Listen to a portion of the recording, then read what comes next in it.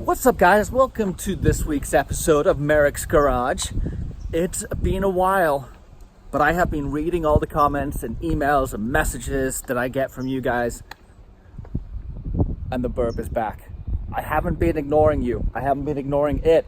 I've been a little preoccupied with its kid brother back there, but the Burb has gotten some love recently. I've got a video for you guys showing some of the hijinks and adventures I've had in it. And then at the end of the video, we're going to circle back and let's debrief on what the future plans are, timeline, expectations, challenges, hopes and dreams, all that kind of stuff.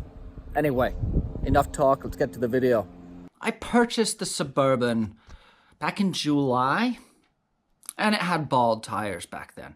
So I had a plan of, I need to get new tires for it. And I just couldn't figure out if I wanted to try and wait until I got the 1-ton axles so I could go straight to 8-lug wheels and get 37s, which is kind of what I wanted to do. But in the back of my mind, I also knew that I was not going to have time because my driver front was pretty bald and pretty dangerous. So what did I do? I decided not to do anything until it catastrophically failed on me, like an idiot. So, come along, I'm alive, I did something stupid, but I survived, and no, I didn't roll my truck this time. I just got a flat tire. I knew it was going to happen. I'm on my way up to get used new tires, and I'm trying to make it up there on this tire that I shouldn't be, and it just went flat, and I almost put it in the wall. Whew. That was a little bit of a pucker. See if we can get some air back in this thing, or if it's totally done. What do you guys think? Think I can save it? The moral of this story is replace your tires. I knew this tire was bald when I picked up the truck. Heck, I knew the tire was bald before I even bought the truck. Yet here I am sitting on the side of a road like a chump because I didn't replace it. I don't know. Hey, maybe this guy coming up here. Maybe that guy will give me a ride.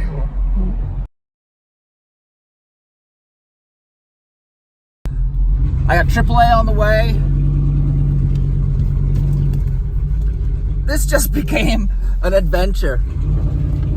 But I love adventures. So it's all good.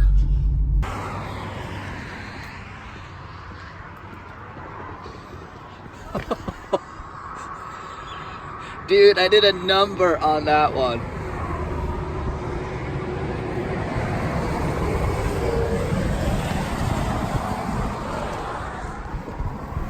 What do you guys reckon? Do you think I got my money's worth out of these tires?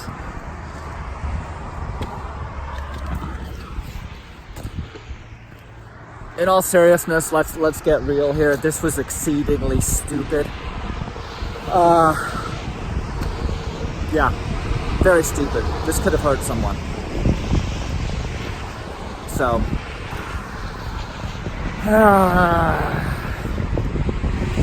yeah, very, very stupid. Luckily, I'm safe. Luckily, no one else was injured in it. Yeah, I got AAA for it.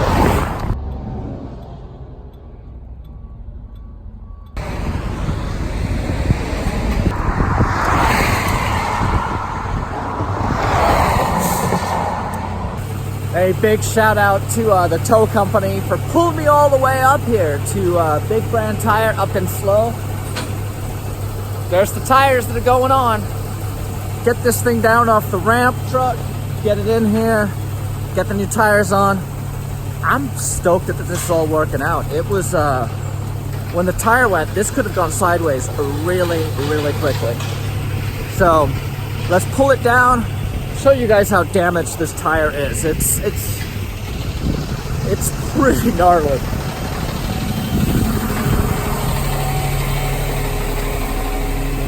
Yeah.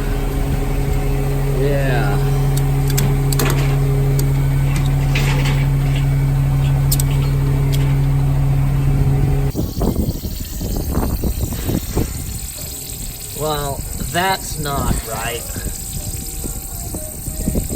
So let me give you some of the backstory here to fill in the missing pieces.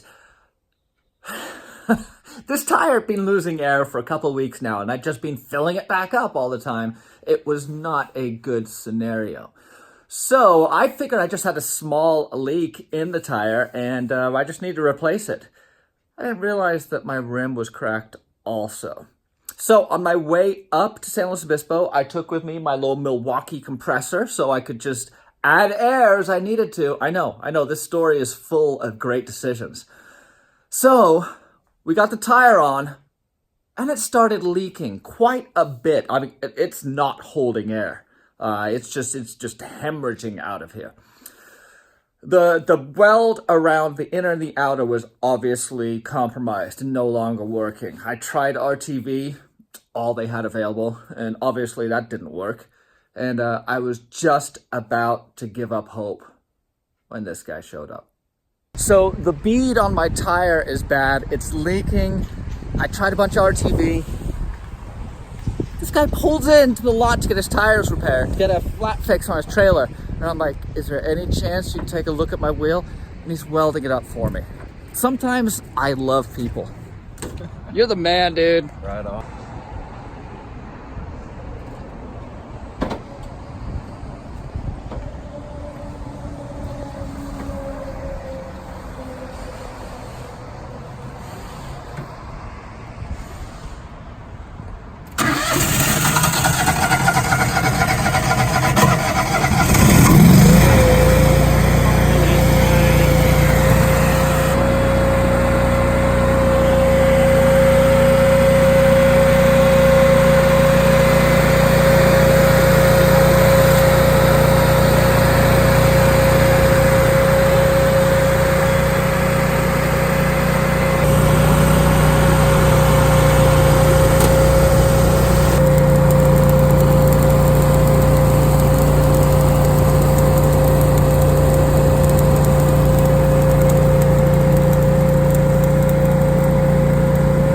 Another quick interjection here. Pyrolysis. I don't know how to pronounce it, but I learned that it's pretty dangerous after I posted a picture of this thing getting welded on Instagram, and I got hit up by a bunch of people saying, never ever weld a rim with a tire on it. And I did a little bit of research, and dude, they were right. Now, the reason I escaped unscathed was the tire wasn't pressurized. It was completely flat. In fact, I don't even think the bead was seated. But regardless, pyrolysis, that's how I'm going to say it, is essentially thermal decomposition. So in the absence of an oxygen-rich environment or an inert environment, thermal decomposition can take place of natural elements. So what you often see, if you weld a rim and you got a tire on it, the welding can start this effect where the basic material composition of the rim and tire is broken down to the point where it catastrophically explodes.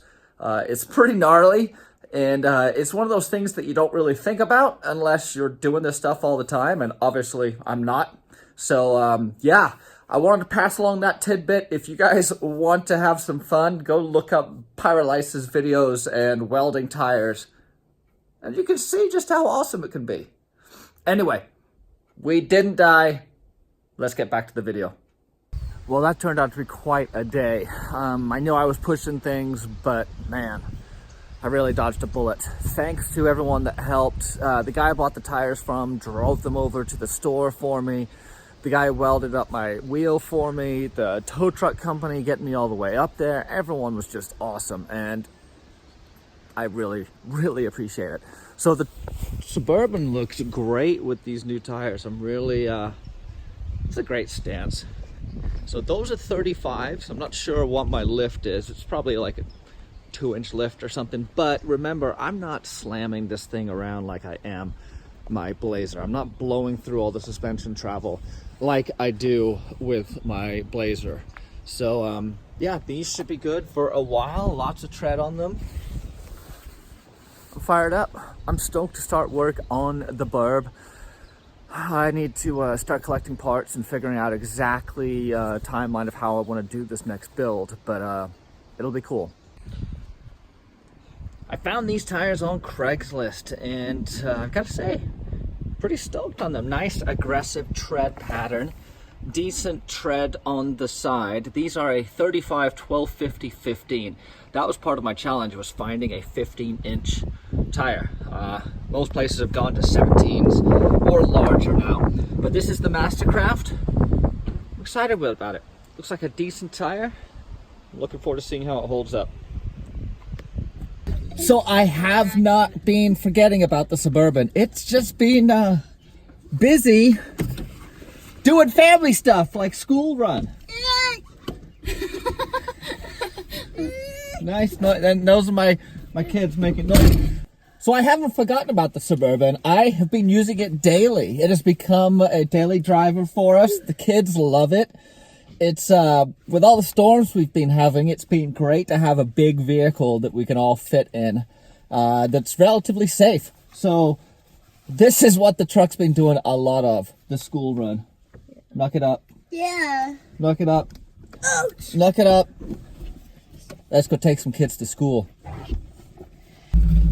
School run done. See ya, boys. So you guys know that I have some big plans for this Suburban, and the more I drive it, the more it's coming into focus as to what I want to do. This truck is an awesome family truck. There's tons of room. It's safe. It's warm. The air conditioning works. It's comfortable. Everyone has tons of room. We can carry a grip of stuff with us. I really like that, especially having a big family. My objective is to get them out into the wilderness with me. And that requires taking a lot of stuff, which this allows us to do. So I have been super stoked on just on the things that we've been able to do in this guy already. It runs really well. There's not really anything to do with it apart from fix the wonky suspension that I have. So let's talk about that. Let's talk about the plans and what I see coming up in the next 6 months or so. I need to track down a set of 1-ton axles. I'd like to get a complete set out of a CUCV, just because 456 gearing, Detroit locker, right size spring perches, matching gears, yeah, all that stuff. So that's what I'm looking for, but those aren't cheap. Those run around anywhere from $1,500 to $2,000, depending on where you are and how quickly you can jump on the deals when they come up. I'm also going to need to get new wheels and tires, either new wheels for this or new wheels for the Blazer, because part of my plan and part of the reason that I hesitated on upgrading the tires on this when I knew they were flat was I wanted to do it all at once. I wanted to throw the 1-tons under this. I wanted to pull the tires and wheels off of the K30 Blazer, get new tires for the K30 Blazer, get new wheels for the K30 Blazer, take the wheels, put them on here with some 37-inch tires, and boom, be all done. That was the most efficient way to do it.